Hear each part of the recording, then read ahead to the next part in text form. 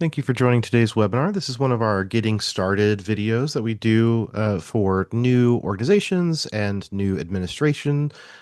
We try to do these on kind of a quarterly basis in an attempt to try to help people who are maybe just joining ClubExpress or are new administrators for an organization with ClubExpress that's been with us for a while. We're going to be going over a handful of topics that are just really good things to know for general administrators who are using ClubExpress. So let's go ahead and get into the topics we're covering today. There's going to be four main points that we're going to focus in on today. That's going to be managing the control panel and how to get around your website from an administrative point of view.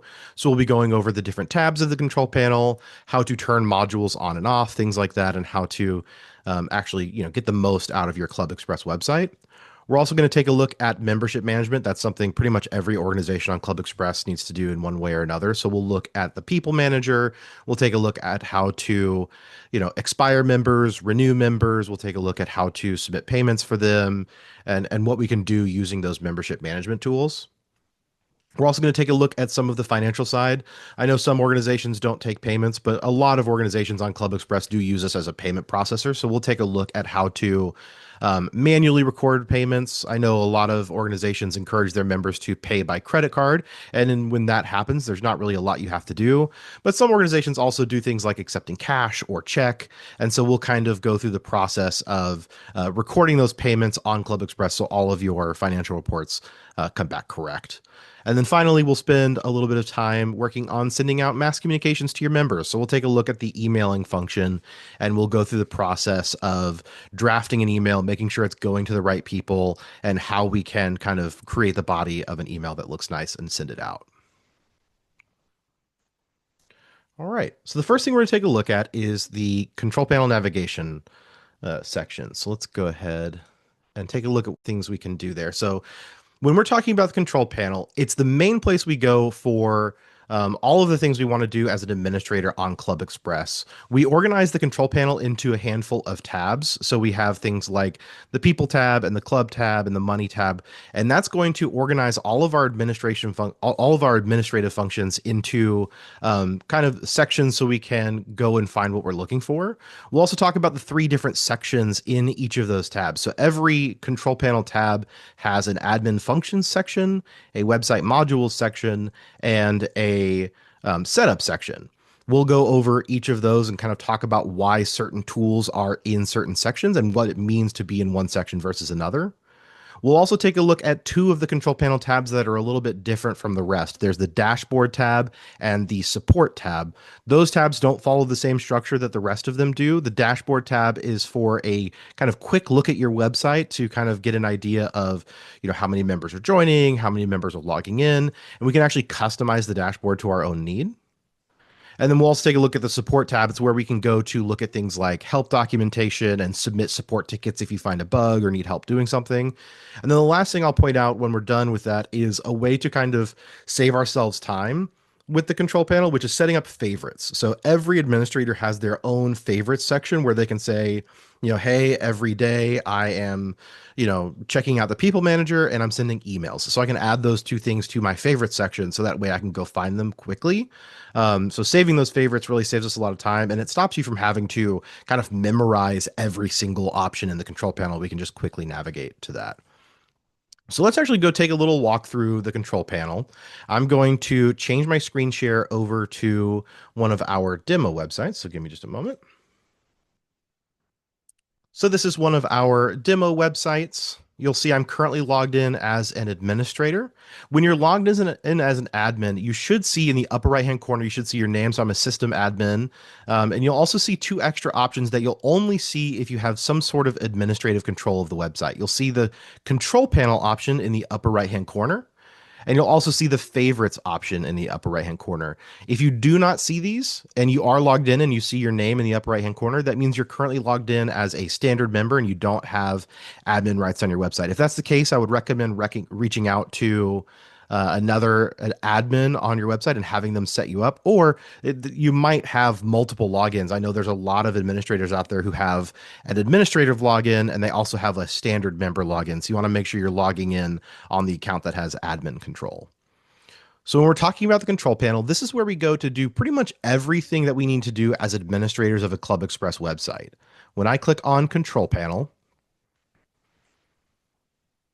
it's going to take me to this page right here. The first thing you'll see is that we're on the control panel, and then you'll see a handful of options across the top. And these are just a quick glance at things like how many members you have. It's kind of just a quick health check on the membership of your website. So you'll see things like memberships and active members.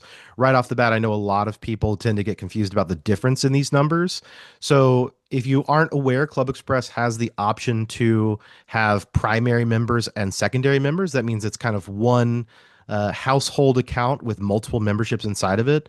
So when you see something where your memberships are lower than your number of active members, this is how many group memberships you have, and this is how many individuals you have in your organization. So in this example, we have 40 memberships, but 46 active members. So that means that there are likely 6 of those memberships where there are a primary and a secondary member. So there are household memberships or group memberships where some of those active members are part of a group membership instead of being a member on their own. So we see some kind of quick stats about our membership. Then we also see our control panel tabs. So we'll see everything from dashboard, people, website, all the way down to the support section over here. I already mentioned this just a moment ago, but there are 2 tabs that are different from the rest. Those are our tabs on the very left and the very right. The very left is our dashboard tab. This is a tab where we can go and take a look at a handful of small graphs, like infographic reports about our website. So things like how many members do we currently have, how many members are currently dropped or expired. We can see bar charts and graphs and things that show us kind of information about our organization's current status. And then if we jump all the way to the right-hand side, we have the support tab of our control panel. And this is where we find things like a link to our online help system, which has hundreds of articles about what you can do on ClubExpress. There's also a link to our YouTube channel where you'll see all of our webinars just like this one. So in a couple days, this webinar will be on our YouTube channel as well. We also have a lot of tutorial videos there that go over things. This is also a place where you can contact us. So if you have any sort of, if you encounter a bug or you're trying to achieve something on your website and you're having trouble doing it, you can submit a ticket to our support team and they will get back to you via email. You can just submit a ticket right there. The rest of the tabs of our control panel, the people tab, website tab, money, association, and communications, these are the rest of the tabs that we have where all of our functions are going to be organized into 3 sections. We will have our admin functions section, our website modules section, and our setup section. Our admin functions are tools that are only available to administrators. These are things like our people manager, where we can go in and reset people's passwords and change people's information for them. We have our website modules section. These are sections where there are tools that our members can also interact with. So this is things like our member interests, their collectibles. These are all parts of the website that the member can also interact with on their own. They do not need to be an administrator to interact with that tool. But we also have it on the control panel because we need to be able to take administrative action on those modules as well as allowing members to interact with them. In the website module section, you'll notice, unlike the rest of the tools in the control panel, you're going to see not only the name of the function, but you'll also see who the function is set up to be visible to. So for example, my business directory here, it is set to be visible to the public and members. That means not only can my members access this module, but non-members who just visit. So if someone stumbles on my website, by Googling it or something, even though they're not a member of my organization, they're able to take a look at my business directory. In a few minutes, I'll show you how to change that if you wanted to make a directory available to members only or something like that. For our website modules, we'll also see 2 options for how to manage this module. We'll see the edit option, which will take us into the administrative tools to edit that module. And we'll also see the view option. This will take us to the module from the member's point of view. So if we ever want to take a look at one of our modules and see it from, what our members see when they click on the module, choosing that option will take us to the member side of that website module. And then finally, we have our setup section over here. This is very similar to our admin functions option, but these are basic website configurations. So these are going to be sections like setting up our membership types or changing what privacy options are available. Using these are kind of our set it and forget it kind of tools. These are very rarely changed. That's why they're, the third in the lineup. So you're going to use these to configure your website initially, and more often than not, once you've got this all set up the way you want it, you'll kind of just leave it, as is. One last section in the control panel in each of these tabs is this little more section over here. And this is going to show up on every tab of the control panel. And you'll have two options over here. You'll have the configure option and the show notices option. The configure option, depending on which tab of the control panel we're on, will allow us to turn website modules on and off, and also assign admin control of a particular module or function to a member and as what we call a coordinator. So when I click configure over here, we'll see a little pop-up. And on the left-hand side where we see this select function option, we'll see all the functions that are available to us in this tab of the control panel. So right now, I'm still in the people tab of the control panel. And on the left-hand side, we see our select function option. And here's all the functions that we had available to us. I can choose any of these functions. So let's say the people manager. I can come down here and I can do something called adding a coordinator. You can see I've already got two coordinators set up on my people manager option. These people get treated like administrators when they log into the website. The only limitation is when I add someone as a coordinator instead of a full website administrator, they only have access to the things I give them control over. So for example, Lillian here has been set up as an admin over the people manager, but if I have not set her up as an admin over, let's say, people options, she's been given everything. Let's use Michael as an example. That'll be a better option. So Michael here is set up as a coordinator for the people manager, but if I go down to people options, Michael is not set up on this list. So when I look at the people manager, when Michael logs in, Michael is going to see the option in the control panel to edit the people manager, but Michael is not going to see people options at all. So that's one way where we can say, you're kind of half of an administrator. You can see some functions, but not others. The other thing we can do with this configure pop-up is turn modules on and off. So obviously the people manager, that's an admin function, not a module, but all of the tools that show up in our website modules section over here, for example, collectibles, when we click on one of our tools that is a module, we will see two options. We have our coordinator option still, where we can assign our coordinators to this function, but we also have this configure option. And for modules, we can actually turn modules off entirely. If it's a module we're not using, let's say our organization doesn't have collectibles, we don't need this at all. We can set this to be disabled. And that will make the module disappear not only for administrators, but also for our members as well. So they won't see that function available at all. If we want to turn it on just for admins to configure, but we don't want it to be public to anyone else, we can set it to inactive, which will have it still show up on the control panel and we can still change the settings, but it's not going to show up to our members or to the public. And then finally is active. That means I want this module to be available at the very least to our members, maybe even available to the public. We can also rename our functions, so we can give them different names, menu text. We can also set our browser title, so that's what shows up in the top of our tabs up here when we're on that. Normally, I leave all three of these sections the same. So collectibles, collectibles, collectibles is what I have here. But you can say, I don't call it collectibles. We call it cars. If I run a car club, I might call this, instead of calling it collectibles, I might call it vehicles. Or if I run a bike club, I might call it bicycles. And that way, it's a module for people to list what kind of physical collectibles they have. And then finally, after changing the name of our function, we can also set the visibility of a function. So this is who actually has access to visit this module.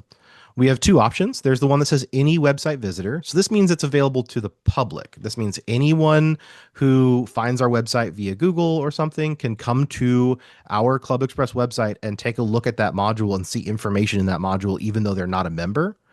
If it's a module that you need to be a member in order to see the information about it, you can go to members only, and this will give us the option to limit this module to only members. We'll also see that once we select members only, we can also further limit it by saying only certain membership types have access to it.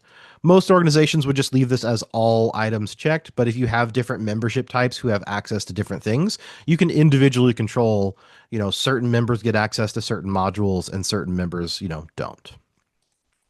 And then finally on our configuration, we have this quick link option. So a lot of you have been with ClubExpress for a while, have probably seen the URL bar up here that has this kind of complicated URL to type out. If you don't want to tell someone to type out a complicated link, we could instead do this, and we could say quick link collectibles. And what this would do is it would set a URL for this module that is /collectibles. So for example, if I have a website called devinsclub.com, if I tell someone, yeah, go to devinsclub.com /collectibles, it would take them right to this module. And so that would be a quick link that we could set up for that module. If we ever turn a module off, so let's say we set collectibles to disabled, and we save that setting for collectibles, you'll notice that once we save that and close our configuration, collectibles no longer appears here on the menu. That doesn't mean it's gone forever. We can always return to this configure option and we can turn that module back on. It'll just be at the bottom of the list down here. So you'll see whenever you're looking at the configuration for one of these tabs of the control panel, you'll see a section that says disabled modules for this tab. And below that line, all of these are the options that have currently been turned off. So I can go down here and say collectibles, and I want to reactivate this. I can set it to active and have it show back up. Disabling a module doesn't necessarily make you lose anything. So keep in mind, if you do turn a module off, you're not losing all of your configuration or information. It's just kind of hidden. So you're not going to lose any information by turning off modules and then coming back and turning them on later.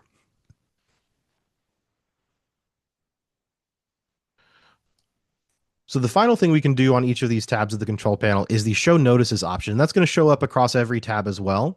This section is just going to show us notices from ClubExpress. So anytime we have an announcement that we need to get out to all of our administrators, normally we'll send a mass email to all admins, but if it's really important that we make sure we get it in your hands, we will also put a little notice on the control panel where we will let you know, hey, we're going to be doing maintenance or this module is getting updated or something like that.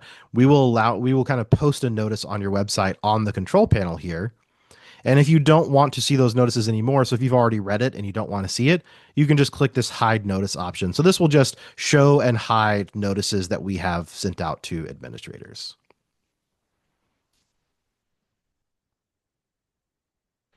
So I'm going to quickly run through just a couple of the different tabs of the control panel before I move on to some of our membership management options. So when I go over to the people tab, this is where we go to do things where we're going to do things like managing our membership information and interact with modules that are mostly for member information storage. So this is where we have modules like the membership directory, collectibles, information where members can either share their interests, share their possessions, share their businesses, share information about themselves. And this is also where we can go to, as administrators, manage information about our members. Then we have our website tab. This is our section of the website where we can go and we can do things like setting up events on our calendar. We can edit our homepage. We can create custom web pages so you can have as many web pages on your website as you like. This is mostly information this is mostly a section of the control panel where we're going to go and actually put content on our website for our users to see and interact with. Money is pretty straightforward. This is the section where we're going to do things. So if we're having, so for example, like a storefront, or we want to manage transactions, we want to set up discount coupons. This is all things to do with the finances of our organization. The next tab is an odd one because it might have a different name for you. So in between the money tab and the communication tab, there's going to be a tab called the association tab. If you are a club, you might actually see club here instead. So it might say the club tab. It might also be the organization tab or the chapter tab. Depending on the type of organization you run, the name here might be different, but the actual functions and modules you see are going to be the same in this section of the control panel. This is where we go to organize our our organization, especially if you are a multi-chapter organization. This is where we can do things like managing our sub-chapters. This is also where we can find bulk data exports. That's probably one of my favorite functions in the association tab of the control panel is this data export option right here, where we can pull large reports of all the information in our organization. And then finally, and we'll be talking about this one in just a little bit, there's the communications tab where we can go to do things like sending emails, sending text messages, checking on the status of our members' email addresses, creating surveys. There's a lot of things we can do around the communications section of our control panel.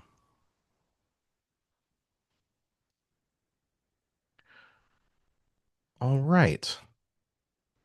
So that's most of what I have to go over for the just kind of navigating and managing the control panel. The last thing I want to point out before moving on to membership management is there's a lot of functions on the control panel, and it can often be a little bit overwhelming trying to remember which tab of the control panel this is in, which section of the control panel is this in, and having, trying to prevent you from having to go section by section looking for a specific tool.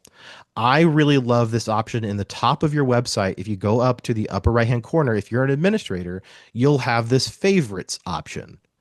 Favorites is unique to each administrator and each coordinator. So you don't need to worry about changing this for yourself and having it apply to other admins. You get your own favorites for your own admin account. But what this does is it lets me essentially bookmark sections on the control panel that I want easy access to. So for example, if I want easy access to the people manager without using favorites, I would need to head over to people, remember that it's in the admin function section, go down and click on people manager. But using favorites instead, I can see these are the functions I use the most. And there's the people manager right there. And I can just click on that and I can bypass searching the control panel for that function entirely and just jump straight to the people manager. If I want to manage what's on my favorites bar, you'll see when I click on it, there's this option down here that says edit favorites. I can go in here and I'll see on the left-hand side are all of the available options that I have to access as an administrator. And then on the right-hand side are all of the ones that I've added to my favorites bar. For my available pages, this should give you the entire list of all of the active modules and functions and setup tools available to you as an admin. If this list is shorter for you, you might be set up as a coordinator. So if you're not a full website administrator, if you are a website coordinator, like we talked about adding someone to a specific function, you'll only see the options that you have been given access to as a coordinator. So you may only see, 5 or 10 things here instead of the entire list. If we want to add something to this list, we can either double click on it or we can highlight it and use these little arrows to move it around. And we can say, I want check-in desk over there and I want that at the top. And I can just use these arrows to move options around. And whatever I add over there will show up on my favorites. It doesn't always update immediately. So if I save this and go over to favorites, it doesn't pop up immediately. Oftentimes you'll have to log out and log back in for your favorites to update.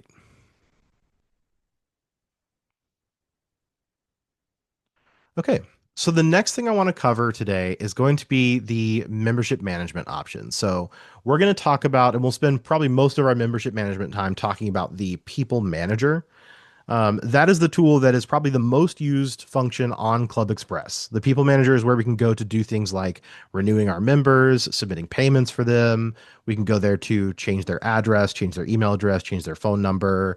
We can also go there to look at their history. So things like um, their event attendance history, their payment history, things like that. So we're going to take a look at the people manager. We're also going to walk through a quick process of what it's like to set up a new member. So if someone joins your organization, but they don't do it online, you as an administrator can do it for them. We're also going to take a look at how to search for people on the people manager. So we'll take a look at all of the different filter options for kind of finding the right people you want in your people manager. And then once you've found those people, there's a couple things we can do. We can take individual action on those members, but we can also take bulk action in the people manager using the action button.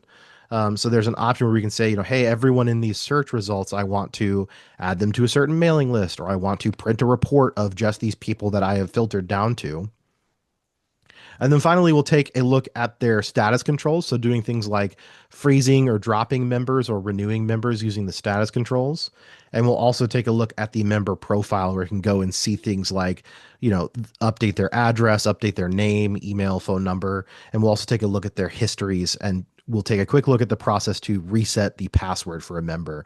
That's something that a lot of admins, have to do on a somewhat regular basis. We all know that occasionally people will forget their password, and if they don't have, the correct email connected to their account, they might not have an easy way to get back in. So we'll show you how to, help your members with that process. So right now I am back in the people section of the control panel, and I want to go to the people manager. So under admin functions, I'm heading over to people manager. When I land on the people manager, we're going to see a handful of things. We'll see a few buttons across the top. We'll also see our search filter section here, and then we'll see search results if we've already searched for people. With these buttons across the top, there's a couple things we can do. We can hide and show that little search box. I very rarely hide my search box. The search box is usually what I come here for.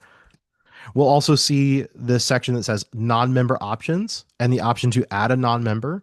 So when I say non-member, ClubExpress does store information about non-members that visit your site. So if you have someone who signs up for an event or makes a storefront purchase who isn't a member, their information gets recorded and stored in a non-member database. And we can use these tools to do things like setting up how they heard about us. We can go and clean up non-member information. So if we have, thousands of people who have visited our website and we want to, get rid of some old information, we can use the cleanup tools to clear out some either duplicate or, excessive data there. And we can also add individual non-members. So if for any reason we need to add someone to our database that's not a member yet, we can use this add non-member function, and we can fill in someone's information to add them to our database. That's really useful for doing things like if we want to get in contact with someone who is interested in becoming a member or is a contact for our organization, we want them to get, say, our newsletters or something, we can add them to our non-member database, and then they are a record that we can use later when we're emailing our users. And then finally, probably more importantly, we have our member options and our add member button. So under member options, we have things like level changes. I'll be talking about membership levels in just a couple of minutes. But then we also have similar cleanup tools and the option to drop expired members. I will give a brief warning. I try to encourage people to avoid the drop expired option here. It's a very attractive option to clean out expired members, but it's not easily undoable. So if you drop all of your expired members, all of those members will no longer be able to log in. So we've seen that happen from time to time where someone will come in and they'll bulk drop every expired member in their organization. And then members that expired, only a couple days ago will come back to try to renew their membership only to find that they've been dropped and they can't log in. So we'll talk more about that status change in a little bit, but I usually recommend just leaving your expired members as expired because there's no charge, there's no kind of detriment to having multiple expired members in your account. So there shouldn't necessarily be a need to remove expired members necessarily. And then finally, this is the add member button. So this is the button we'll click if we ever have someone who wants to sign up for our organization, but they can't or haven't done it online. We as an administrator can actually go in and sign up a member for them. So we can go in here, we can click the add member button, and similar to the add non-member option, this allows us to just fill in their information.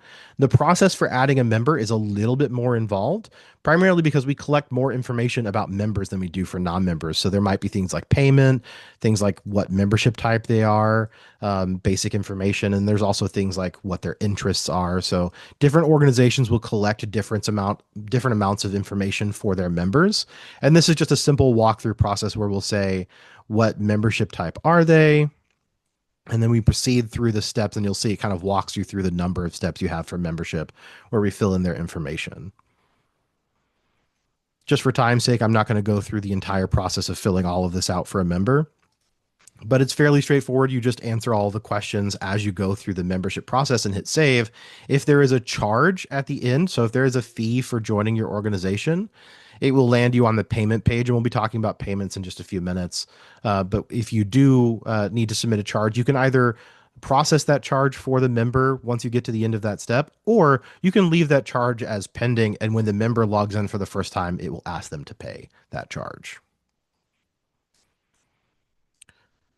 So, in my opinion, the most important function of the people manager is actually this search tool right here. So, this is how we find and manage people in our membership database.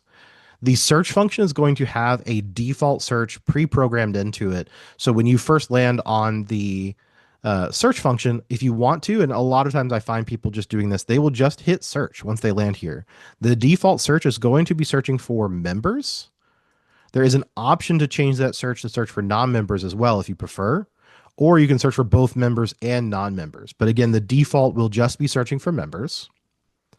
And then you'll get two filters here, one for membership status, and that will be pre-selected to find both active and expired members. The reason we include expired there is because there may be members who only expired in the last day or two, and just because they just recently expired doesn't mean we want to exclude them from our default search.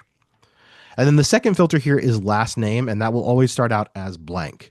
If we leave that blank, hitting search will still just show us everyone. So leaving that blank means, regardless of what their last name is, it's still going to show them. And if we just hit search here, it'll show us all of the members who fit the criteria that we've entered up here. So we can see for this organization right now, we have 114 people that are either active or expired. I can change these filters and search again to get different results. So if I'm looking for someone and I know their last name is Smith, I can type in Smith, or I can even just type in the first couple letters of the name Smith and hit search. And it'll filter it down. Now I've got 10 people with the last name that starts with SMI. Greg Smith, there's actually two, Gary Smith, Greg Smith, Homer Smith, all of these people that show up with the last name Smith. If I don't want to search by last name, we can also change what we are using to search for people. So we've got member status and last name by default, but both of these have a little drop down option. So I can say instead of searching for last name, I can click this drop down and I see things like first name, username, address. There is a ton of information here that we can search by. So we can say, I want someone in a specific interest group. And here's all of the interest groups for my organization. So I say, hey, I want all of my people who are interested in, learning French, or I want all of my people interested in any of our languages. And I can check those 8 items and then I can hit search again. And there are 7 people who fit this criteria above. I can also add multiple filters if I want. You'll see the option on the right-hand side to add filter, and I can click that as many times as I like to increase what I am filtering on, and I can create a very specific filter to find very specific people if I want. I can also remove filters using the little minus icon to the right of each of these. I can say I don't care about their interest group. Maybe I don't even care about their status. I really am just looking for people. One example I really like is with pending payment. I'm looking for people who have an outstanding transaction that needs to get paid, and I can remove the rest of the filters and search, and I can see that there are 71 people in our database that have unpaid transactions that I need to take care of. Once I have kind of chosen the search criteria I want to search on and I have my search results, there's a few things we can do with these search results. If we take a look, the search results are organized. We have their membership number. So that's just a unique membership number for each person in your organization. We have their name. If you are in a business-based organization, you'll also have their business name ahead of that. So this is set up as a business-based, financial analysts organization.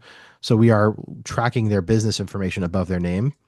If you are not a business-based organization, then this line might not show up for you, and instead you'll just get their name. If you do see their name, you'll see their full name, and then in parentheses to the right of that, you'll see their username for logging into the website. So if anyone ever forgets their username, you can really quickly look it up and see it here.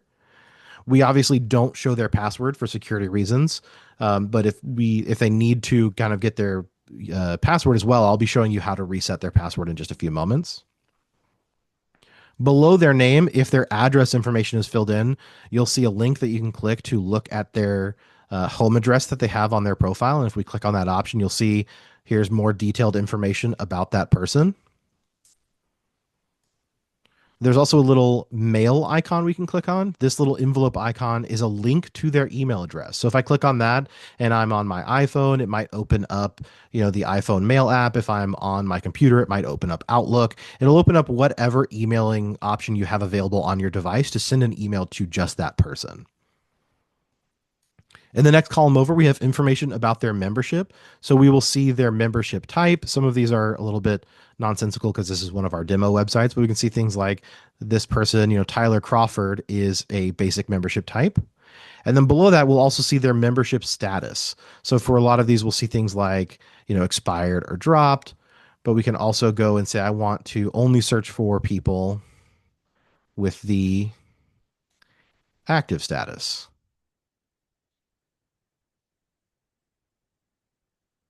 Let's include expired there so I get someone. There we go. That's what I was looking for. So we can see their membership status. We can actually click on their membership status to change their status. Keep in mind, manually changing someone's status is something that only administrators can do. So for example, George Abba here, I can say he's currently expired, and I want to manually activate George. I can also do things like manually freezing his profile. That will temporarily put him in a frozen status where he can't log in. That's usually reserved for things like if someone breaks a rule or needs to take a sabbatical from the organization. We can set them to frozen, and it kind of temporarily puts them in a holding pattern until we decide to unfreeze them. There's drop, an option primarily used for if someone is leaving the organization permanently. And you'll notice when you choose drop, it'll ask you why. The reason we kind of put this barrier of asking why is we want to make sure that you're dropping someone for a legitimate reason. Because keep in mind, when you drop someone, they will no longer be able to get emails from your organization. They'll no longer show up in the database. They'll no longer be able to log in any way. So we want to make sure, if they're quitting or resigning, or maybe they've moved out of the range of your organization, there's a lot of reasons here for us to list. And if we drop someone, it'll also ask us what to do with their transactions. So in most cases, if someone is leaving, we will delete their pending transactions. But we can also do things like move those transactions to another account or just leave those transactions alone if we want to keep those pending transactions. And then finally, we can also take an expired member or an active member and change them to a non-member if we prefer. So we can keep them in our database, but they won't show up as a member anymore. So those are all things we can do with a membership that is currently expired or even active. We can reactivate this person, and now they're in the active status. And then similarly, if they're in the active status, I can then manually expire them or freeze them or also drop them again. The next column over just shows us their current membership level. There's two different types of membership levels. There's going to be primary and there's going to be sub members like secondary or tertiary. So a primary member is the person who logs in and renews on their own. Most organizations are organizations that only have a single level of memberships. That's going to be organizations where, if I'm a member, I join on my own and I'm a member on my own. But there's a lot of organizations that allow for two different types of group memberships. That would be like things like family memberships, where I can join and I can bring a spouse or I can bring my children as secondary or tertiary members. There's also organizations that are, for example, like this organization here is a business organization, and you might have a situation where the primary is the primary contact for a business or organization, and then their sub members are their employees. So they might bring, the boss would be the primary, and then all of their employees would have an account under them as employee accounts. We'll talk about where we can go to add secondary members in just a moment, and we can also manage those elsewhere as well. The rest of these are just informational until we get to actions. So we'll see information about their expiration date. So that's how long their membership is good for and when they need to renew. We'll also see if they have any outstanding balance. So right now we can see if there's a check mark here, this person has a balance due with our organization. If there is nothing there, then they are paid up and there's nothing that they need to pay. If someone does have an outstanding balance when they log into the website, it's going to prompt them to submit a payment. And then we'll also see this little renew section where they will have a renew icon that is going to be either black or red. If this icon is black, that means they are not within their renewal cycle and they do not need to renew their membership. But once someone gets close to their expiration date, this icon will turn red. That's just a visual indicator that someone needs to renew their membership. And then finally, we have our actions drop down.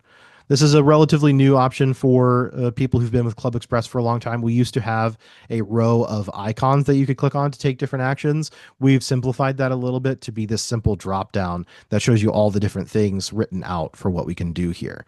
There's a lot of options. I won't go over each and every one of them. I'm going to point out some of the most important ones. So, most importantly is the profile option. This will allow us to go into their member profile and make changes to their information and also look at things like their event attendance history or their payments or their donations. We can do a lot of things there.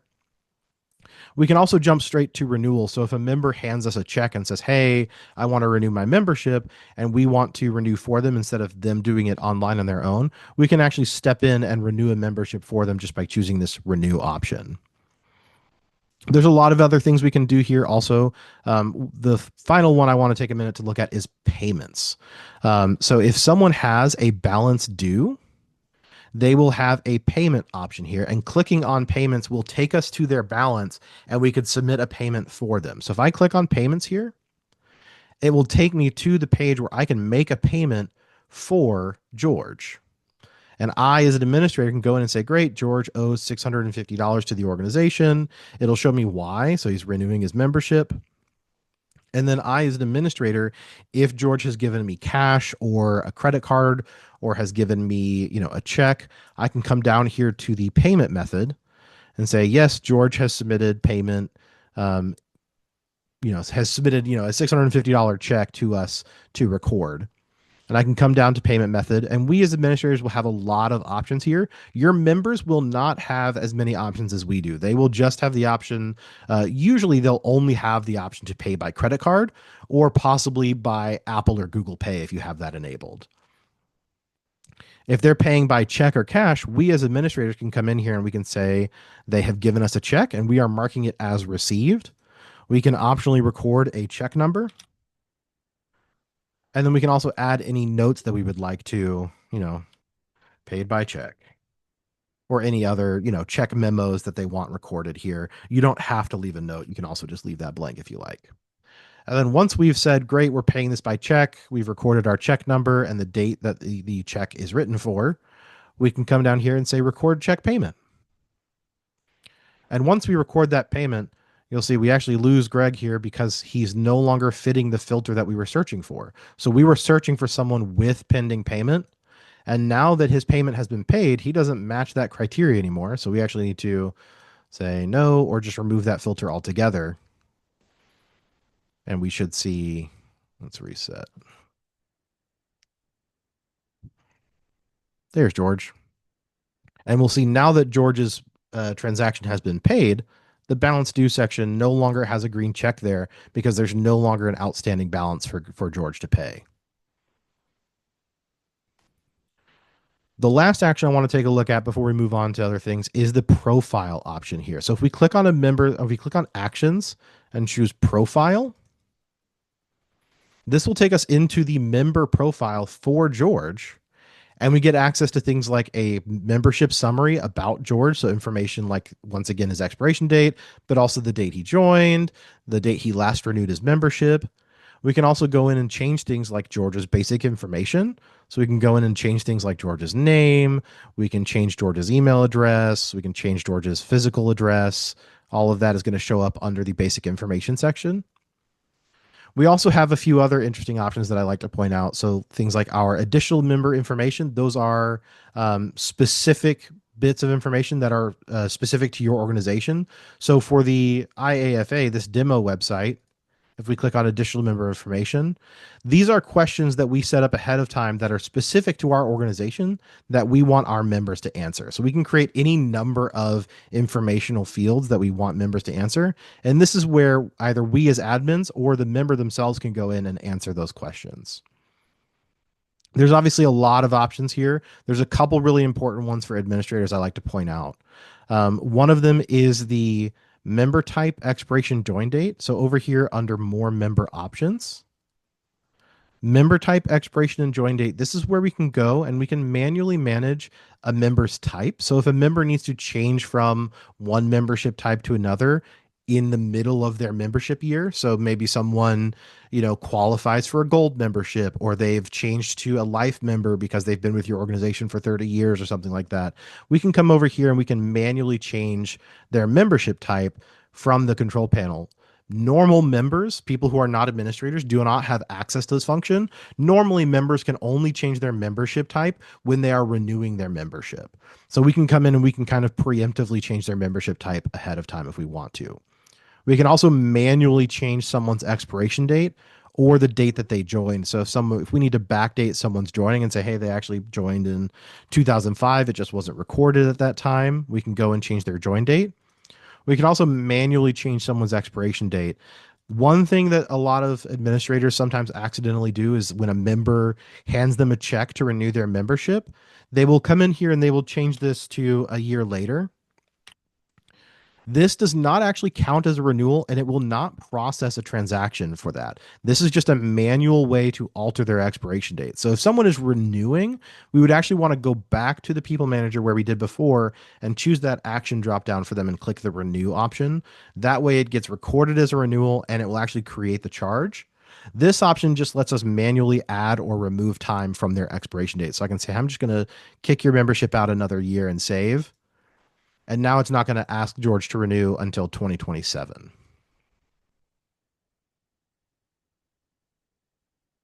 Two other places I like to point out: histories. This is going to track pretty much every activity they take on the website in one way or another. So this is where we can go and we can look at all of the transactions they've processed, all of the payments they've submitted. This is where we can look at the events that they've signed up for. We can do things like looking at their past donations. Histories is going to be a tracking of pretty much everything they do on the website. And then the final section I like to point out for administrators is over here under your website functions. There is a reset password option. This is really useful for members who maybe don't have access to their email or have forgotten their password and just want a quick password reset. When you click reset password, it's going to say, would you like to reset the password for this person? We'll say yes. And it will say a new password has been emailed to that member, which is great. There is a situation that comes up every once in a while where if a member doesn't have access to their email, they may not receive that password reset email. If that happens, normally what I recommend for an administrator to do is go over to the basic member info section. If they don't have an email address in their account, we can take that out just temporarily. And as long as they don't have an email address, if we reset their password again, instead it will give us their username and it will give us a temporary password for them. It will never give you what their password was before. Obviously, for security reasons, we can't, share what someone entered as their password, but it will set them a new password that they can then log in with, and then it'll ask them to set another permanent password again. So this is a way that we can help them get back into their account manually if they lose access to their email.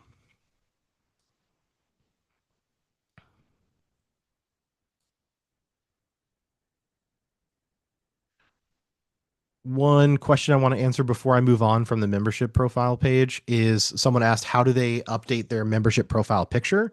They can do that from their own profile, or you can do that as an admin. If you see their profile picture over here, that's the picture that's going to show up in things like the membership directory. If you want to change it, there's this little pencil icon in the bottom right-hand corner of their profile picture. You just click on that and it's going to take you to a page to either change or delete their profile picture. This is also the same page where they go to update their membership directory as well.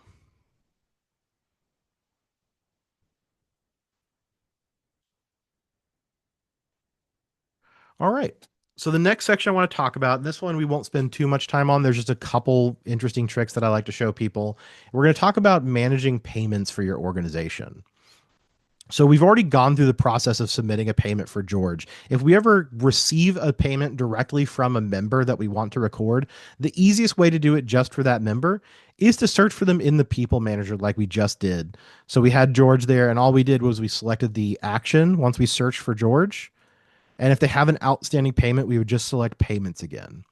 If we ever want to look at all of our outstanding payments, instead of searching for members that owe, we want to actually look for just all of our payments in general. We can instead go over to the money tab of the control panel. And there is an admin function called transaction search. So it's down here, second to last, transaction search, and then in parentheses, pending payments. This is a really great way to look at all of the actual transaction information that is either paid or unpaid for your organization. Just like with the people manager, we get a couple buttons across the top. And most importantly, we get this little search section where we can kind of fill in a filter for the types of transactions we're looking for. By default, it's going to be looking for transactions, and it's going to be looking for unpaid transactions. We do have the option to change that to either all transactions, or we can be even looking for paid transactions, or we can be looking for scheduled payments. Most commonly, when we're coming to this page, we're either looking for paid transactions or unpaid transactions. We can also filter for what type of user we're looking for. So we can say, I want unpaid transactions for everyone, regardless of their membership status. Or we can say, I'm only looking for members, or I'm only looking for non-members that owe us money. And then we can get even more specific, like searching for a specific company or a specific last name, or if we know the member number of someone we're looking for, we can search that here as well. But if we leave these all blank and just say, hey, show me everyone's unpaid transactions, and we hit search, it'll give us our search results down here with all of our current transactions that are left as unpaid. So we can see who owes it. We can see what type of transaction it was. We can see the date that the transaction was made. Every transaction also gets a unique identifier number. And we can also see the status, or the amount and the status of that transaction. Sometimes you'll see transactions that are in the status of hold. That means someone has signed up for membership, but their membership hasn't been approved yet. Most commonly, you'll see transactions in the unpaid status if you're looking for unpaid transactions. And you can see we have a transaction from Dan here who tried to sign up and hasn't actually submitted that initial sign up transaction just yet. And we can say actions. And there's a couple things we can do. We can print a receipt. We can print an invoice to send to someone, or we can make a payment. And if we click make payment, it's just like the option we did from the people manager as well. It'll take us to the payment page where we can submit a payment. So this is just another way that we can go in and submit an individual payment. There's a lot of things we can do and search here. I mostly use this if I need to pay or print an invoice for an individual transaction. So I will most commonly either be clicking make payment or clicking this invoice option, which will allow me to print an invoice. And it'll generate this little PDF that I can print out and then mail to Dan, or I can email it to Dan and say, hey, just reminding you that you owe us, $670 for your membership. Once you pay that, you'll be paid up or something like that. We can kind of give them that information in a more, personal way. Another thing I like to do with outstanding transactions outside of this transaction search, I saw someone in the chat ask, can you export this? Exporting directly from this page, no, but there is a report that does exactly that. So if we head back to the control panel, we're going to stay in the money tab. So instead of going to transaction search is for searching for individual transactions. Instead, in the money report, in the money section, we can click on reports down here, and this will show us all of our financial reporting. And there's a couple things we can do here. The two most common reports that I usually recommend to people are going to be either this section right here that says member user transactions. This is where we can go and we can look for pending transactions. We can either sort them by type or we can sort them by the user's name. And these are two reports we can pull. I can say, give me all of my pending transactions and sort them by the user's name. And if I run that report, it just looks like this. So it's the same information we were looking at before: the date, the reference number, the name of who owes it, how much, and then the total balance due for that person.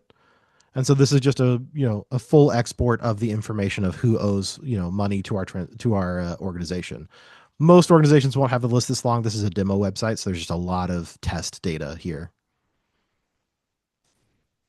And then the other report that I see a lot of people use is this user payments report. So on the opposite side of unpaid transactions, a lot of organizations are very interested in how many payments and how much those payments are that are made to your organization. So jumping down a couple of blocks, we've got the user payments slash credits option here. And the very first report in this category is user payments. We try to put the most popular reports at the top of the list because that's the ones people reach for the most. So the user payments report right here, this is just going to be all payments made within whatever time frame we want. We can also select a particular payment type as well. So we can say all payment types, or we can say, just checks or just credit card payments. And then once we select that, we can also select a time frame that we're searching for. So we can say, show me, all payments ever for how much and when. Or we can, say just for this current year or last year, or we can even set a specific date range for the dates that those payments were made.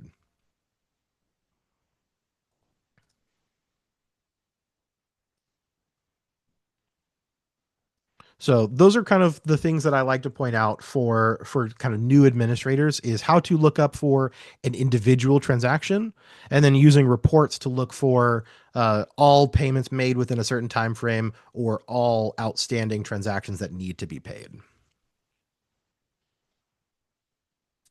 The final thing, and if you want to hang around with me, I know we're closing in on the hour, but I'm going to go over just a little bit of time here. The final thing I want to cover today is how to send an email. It's something that a lot of new administrators, especially if your organization is new to Club Express, making sure that you're able to communicate to your members how to do things, where to go, what's upcoming.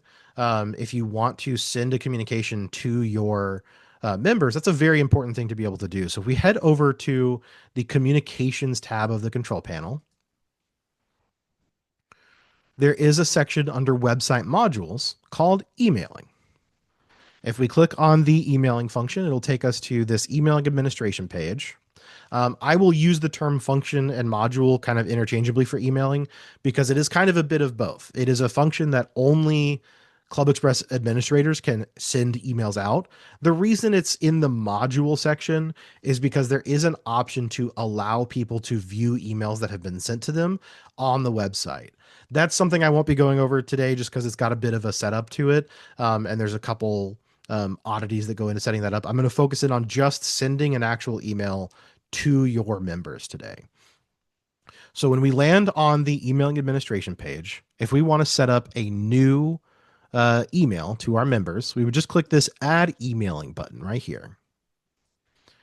When we click add emailing, it'll start a new draft email. And I always tell people to think of this in 3 blocks. There's our basic information. That's just who is sending the email and what's the subject and what are the details. There's 2. So this is who our email is going to. And then there's the body of our email. It's the actual content of the email itself. For basic information, if we jump back up to the top here, we will click Edit Basics. And this will give us a little pop-up box. For category, I usually just leave this as default. And for allowed on view email page, I usually leave that unchecked. Those both only really matter if we are using that function I was talking about where we allow people to view emails on the website. That's something I'll go over in a future getting started webinar. But for today, I'm just going to focus in on getting it into people's actual inboxes. So I'm going to leave both category as default and allowed as off. For the from address, we can set whatever email address we want this to look like it comes from. So we could say, support at clubexpress.com or, test at test.com. We can just leave this as, it'll say Devin at Gmail. So that's the from address. When people receive this email, it'll look like it's coming from whatever address I set here. Also keep in mind, if someone replies to this email, that is the address that the reply will go to. So if we set a non-functional email there, or if we typo our email, then they might not actually be able to successfully reply. So you want to make sure that you put in a real email address And you want to make sure that you type it out correctly there, or else people might not be able to reply correctly. Similarly, we can set our from name, and I can just say Devin. And then the next very important option is when we want to send this email. There are two options. We can say now, which means as soon as I say I'm happy with this email and I want to send it, I'm ready and I'm done with the body, that is when the email will go out. If I say on this date, I can set a specific date and time that I want this email to get sent out. I'm going to say I want this to go out on Friday morning at 8:30 a.m. Then I give my email a subject. I'm just going to say, any subject that you like. Then there's this option to CC or BCC. I very rarely use these. This is not where we set who the email is going to. This is if we want to manually include very specific email addresses. So I usually just leave these blank. The only use I really see for these is if you wanted to make sure that everyone receiving the email knows that something like the board of directors was copied on it. So, for specific visibility, we can use that CC function to include people. Next is content. I highly recommend you just always leave this as HTML. If you set it to plain text, then you lose the ability to do things like formatting or adding colors or links, all of that. You just get plain text. If you leave it as HTML, then you get kind of that Word style formatting as an option. Similarly, I always highly recommend you leave the set urgent flag to off. If you send a lot of urgent set emails, sometimes it can get set to be kind of set as spam. A lot of like Gmail and Yahoo and a lot of email providers will sometimes see if you send a lot of urgent emails, they'll see that as spam and then they'll mark your emails as spam. So I usually just recommend leaving that off unless it is a very truly urgent email that people must read immediately. Track opens, on the other hand, I love to turn this on. So this just adds a little bit of code to the email that will report back to ClubExpress when someone opens that email. So it gives us reports on who did and did not open the email. It's fairly accurate. Every once in a while, someone will have certain privacy settings on their email that will stop it from letting us know that they've opened it. But it is, somewhere in the ballpark of, 95 to 99% accurate for who has and hasn't opened an email. And then you also have this resend email. So whenever you turn on track opens, you will get this resend email option. If you leave it as 0, then it will not resend the email. But if you set it to anything other than 0, anyone who has not opened the email will get it sent to them again that many days later. So if it's really an email that I want to make sure people see, this is what I usually use to make sure that people see my emails. I will send the email once and then automatically 2 days later, it'll get sent again, but it won't be sent to people who have already opened the email. And then finally, there's a personalization option. This is another one I like to turn on because it gives me the option to personalize my emails. So once I save this and I'm making the body of my email, if I have personalization on, I can do things like hello first name. So instead of saying hello members, I can make it say hello Devin, hello James, hello Evan, so on and so forth. So each person receiving the email gets a personalized version of the email. Once I've got my basic information set, you'll see that little red exclamation point turns into a green check mark, letting me know I'm good to go. I've configured everything I need to in order to send this email. And then the next section is who this email goes to.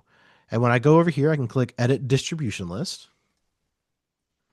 And I'll have two options. I can use a saved distribution list. So if your organization has been with ClubExpress for a long time, you probably have a number of saved distribution lists that you can use. These are just predefined lists of criteria that you want to send to. So for example, this very first one here is active members list. This is going to go to everyone who is currently an active member. This is an option that may not be available to you, especially if you're a new ClubExpress organization. You may not have already saved distribution lists, in which case we need to create a new list. I will often just jump to this option because I want direct control anyway. Creating a new list means I can select what criteria or which members I want to send an email to. And in order to create a new list, I get this little to option and then a drop down. I will not be going over every option here because there's a lot of them. This list is very, very long, and there are a lot of different options to choose from here. The important thing to know is When you are choosing options here, these are all criteria. You're not choosing individual members to send this email to, although that's an option I'll touch on just in a couple minutes. These are different criterias based on our membership, based on your membership. So there's things like recent membership, and I can say I want to send this to people who are recent members who joined in the last 60 days. So that's an option of people that I can target with this email. Or I can change that to something like members who are expiring soon. So I can say members who are expiring within the next 90 days. There's a lot of different criteria here. One of the most commonly used one is just all active members. So this is just everyone who's currently an active member of my organization, and it'll send an email to all of them. You may have seen me just do a quick trick there. If you don't want to read through this whole list to find what you're looking for, you can kind of cheat a little bit and you can just type what you want.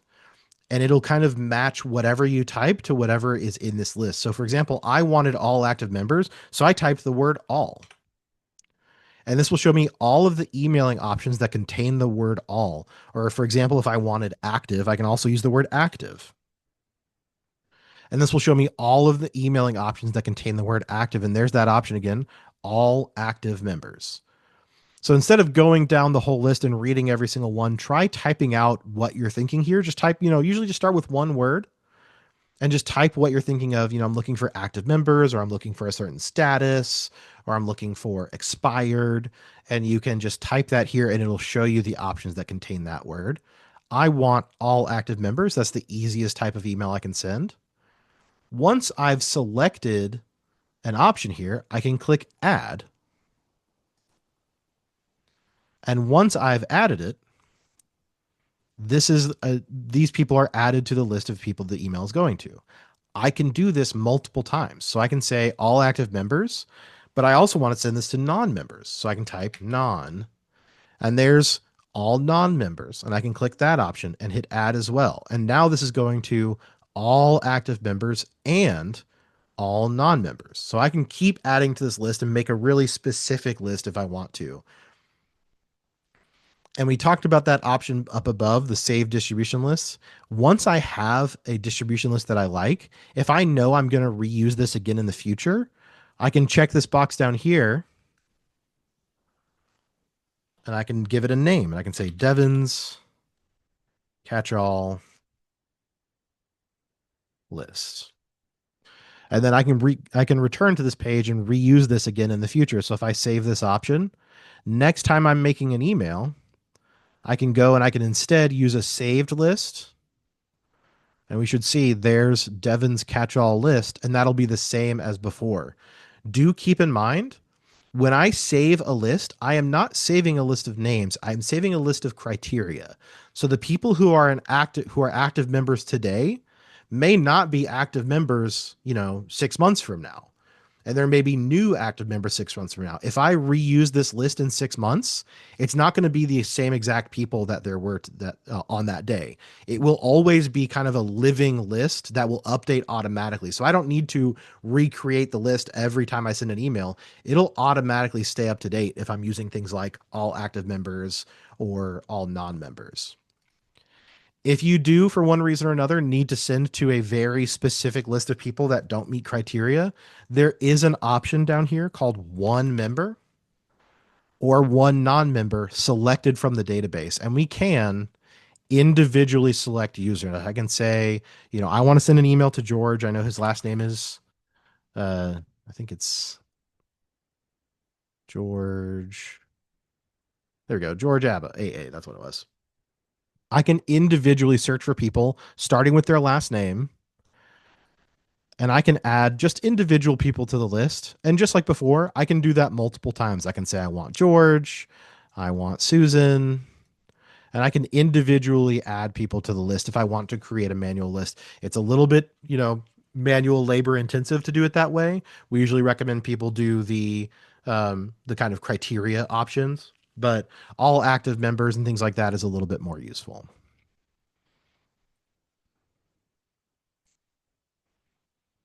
So that's how we set up our distribution list. And then the final thing we need to set up is the elements option. So this is where we build the body of our email. Now, the easiest way forward is this very first element here, which just says one column text. If I want to send just an informational email, I can drag one of these elements over and drag it into this blank section over here, and it'll drop this little box for me to type in. I can then go over to this box and click on the pencil to begin writing my email. So the simplest email would just be, hello, members. This is my email, Devin. So very straightforward. We can type as much information as we want there, and we could technically stop there. So we've got the body of our email set up. We know who we're sending it to. We've got the basics set up there. We can, however, embellish this with some extra options if we want to. So if we go back into our email and we want to make this a little bit more personal, if we remember back in our basic setup, we chose to allow for personalization. Turning that on gives us this little tag selector at the top here. So instead of saying hello members, I can say, I don't want to say hello members. I want to say hello first name. Now, there's a lot of tags here to choose from, and I would say 99% of the time, people are just using first name.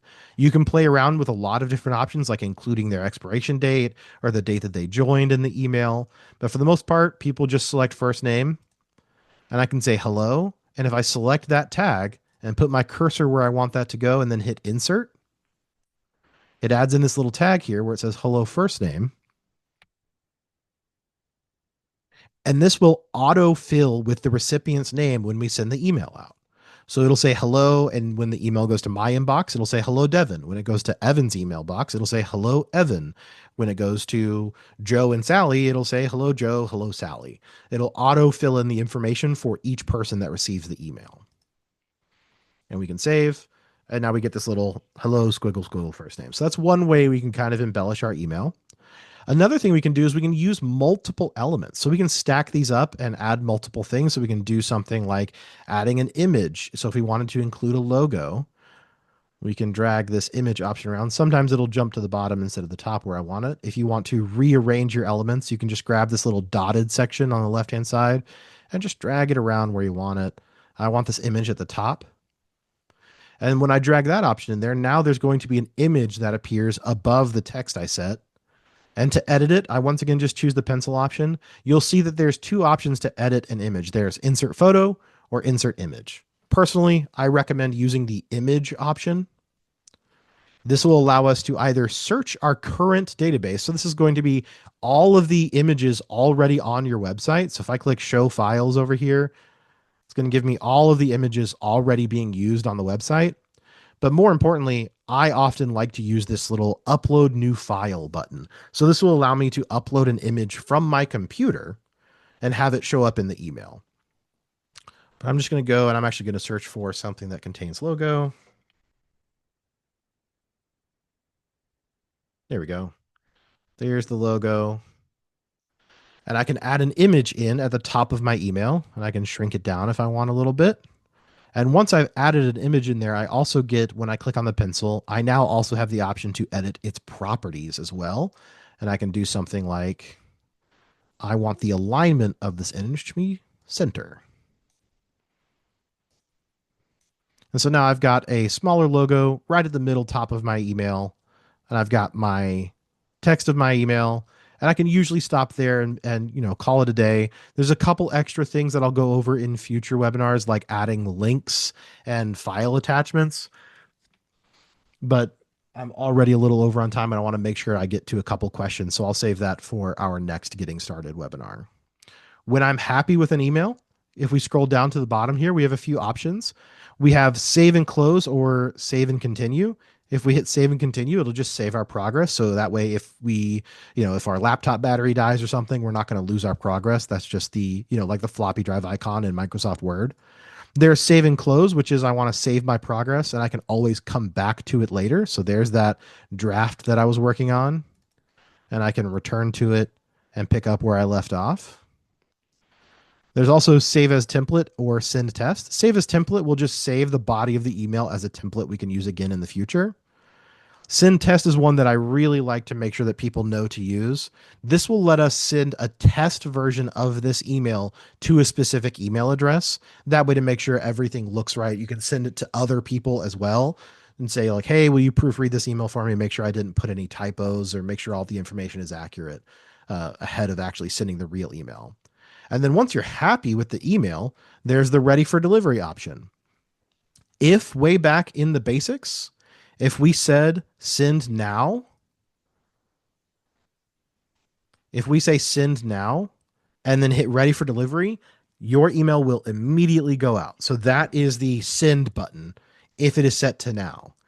If we have set the email to go out on a specific date and time, let's say Friday once again at 8:30, if I've set it for the future and I say ready for delivery, then it will get scheduled to go out at a future date. It won't go out until the date and time you set.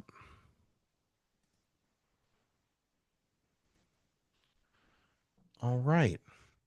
That's what I had to cover for today. Let me take a look at a couple questions and answer some of our pressing questions before I wrap up for today.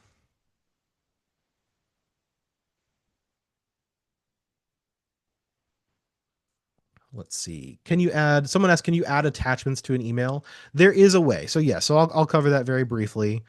When you are sending an email, there is an option down here. One of the elements you can include is file. And you can just drag and drop that in. And this will include a file link. It won't be actually attached to the email like you can do in Outlook, because a lot of email systems do not like it when you send bulk file attachments. They think that's spam. They think it might be a virus. So instead, we can include a link to a document in our document library. So when we choose file link, we have the option to either attach a new document, meaning I want to upload something right now into my document library and then attach it to this email. Or if it's already in my document library, I can choose a document from my library and say, I want to include this, expense tutorial document, save. And instead of actually attaching it, it includes a link that people can use to download that file.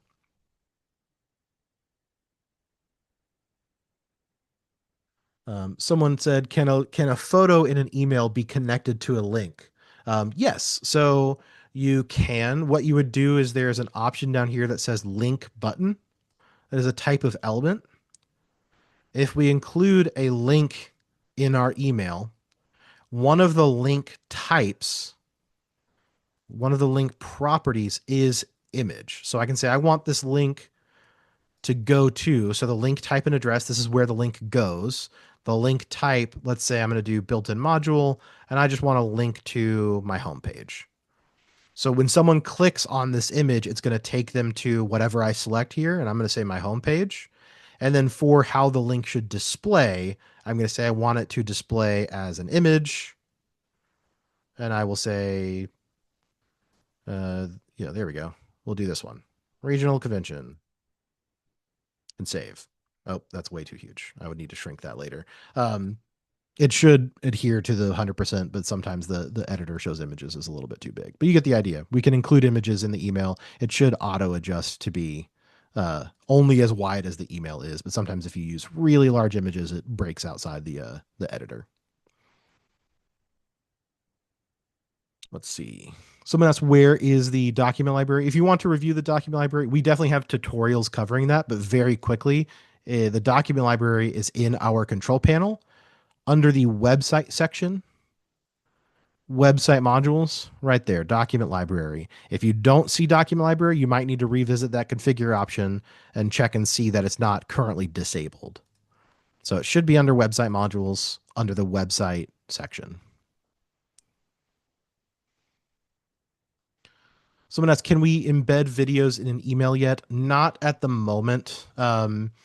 If you're really determined, there is a way to include an HTML element in an email, and then you could plug in what we call an iframe if you're looking to get into that. But there's just a little bit too much of a security risk when it comes to embedding videos in emails, because there's a lot of there's a lot of things you can do with embedding that puts us at risk for sharing information that we don't want to share in blast emails. So there's not an element that does it. If you know a little bit of HTML, there is a way to kind of get around that. Someone asked, where can I learn about the Run My Village services tab?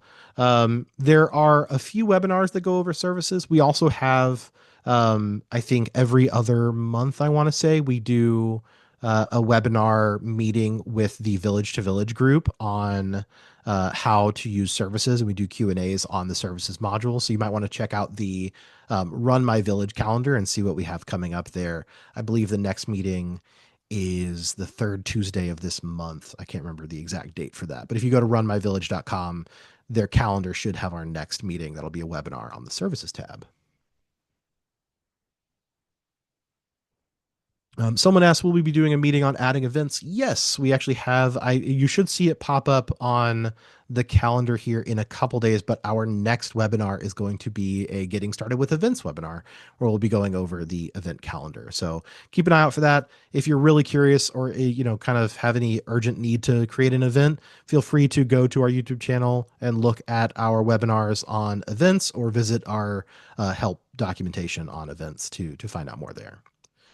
All right. Thank you all who stayed here for the full time. I know it was a long webinar today, but we'll be wrapping up here. If you have any questions, feel free to register for future webinars and submit your questions ahead of time, and we'll be doing more of these throughout the new year. All right. Have a great day. Have a great rest of your day. Thank you so much.